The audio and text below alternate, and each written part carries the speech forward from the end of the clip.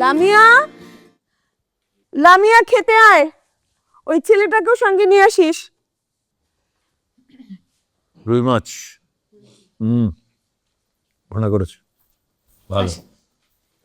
মা এরকম ছেলে ছেলে বলো কেন? কেমন শোনা যায়? আমি ওকে কি নামে ডাকবো? ও তো নিজের নাম নিজেই জানে না। মা তার একটা নাম দিয়েছি, এখন তার একটা নাম আছে, নাম হচ্ছে হিমু।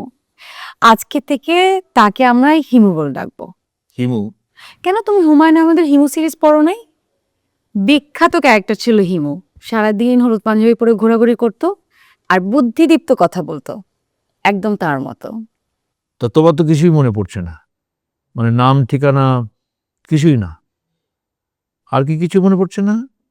মানে লেখাপড়া করেছো কিনা, বাংলা ইংরেজি জানো কিনা? জি জানি, আমি তো আরবিও পড়তে জানি। আরবিও জানো? কোরআন হাদিস পড়েছো? জি পড়েছি। তুমি তো আমাকে কনফিউশনে ফেলে দিলে। তুমি বাংলা ইংরেজি আরবি জানো, আর কোনো কিছু জানো না? মানে অন্য কেউ কিছু পড়োনি? জি পড়েছি তো, গল্প, উপন্যাস, Karl Marx, Aristotle, Plato, Confucius, অনেক কিছুই পড়েছি। আপনার বুক সেলফে বইগুলো দেখে আমার মনে পড়লো যে আমি হয়তো পড়াশোনা করতে অনেক ভালোবাসতাম, আমি হয়তো অনেক পড়তাম। আমি তো তোমাকে দেখে অন্য কিছু মনে করেছিলাম। তোমার পোশাক আশাক দেখে মনে হয়েছে যে তুমি একটা বাউন্ডুলে ভবঘুরে, লেখাপড়া তেমন কিছু জানো না। এখন দেখছি যে অনেক কিছুই জানো। আসলে বাহ্যিক দর্শন তো কারো পরিচয় বহন করে না।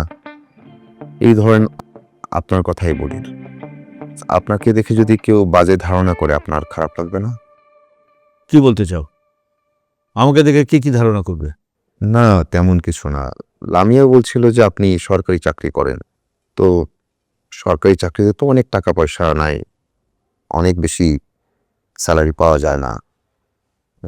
আপনার বাড়ি যে ফিটফাট, আপনি যে লাইফস্টাইল লিড করেন, আপনার দামি গাড়ি, জিপ, কার, এসব দেখে তো কেউ ভাবতেই পারে যে আপনি ঘুষ খান, দুর্নীতিবাজ।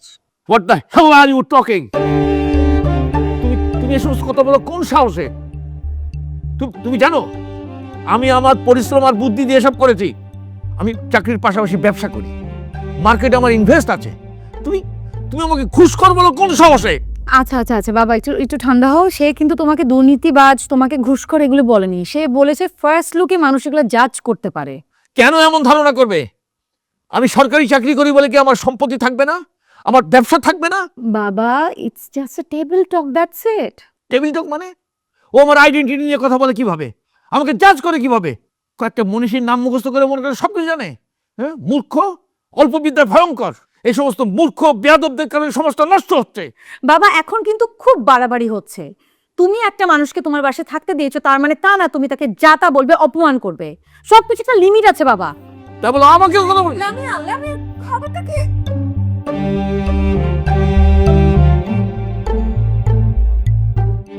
আঙ্কেল সরি, আমি আসলে এত ভেবে বলি।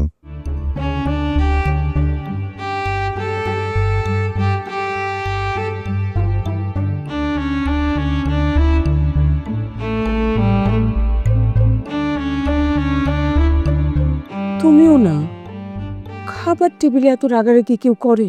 তুমি শুধু আমার রাগটাই দেখলে, আর তোমার মেয়েটা যে ওই ছেলেটার জন্য আমার সাথে বেয়াদবি করলো সেটা দেখলে না।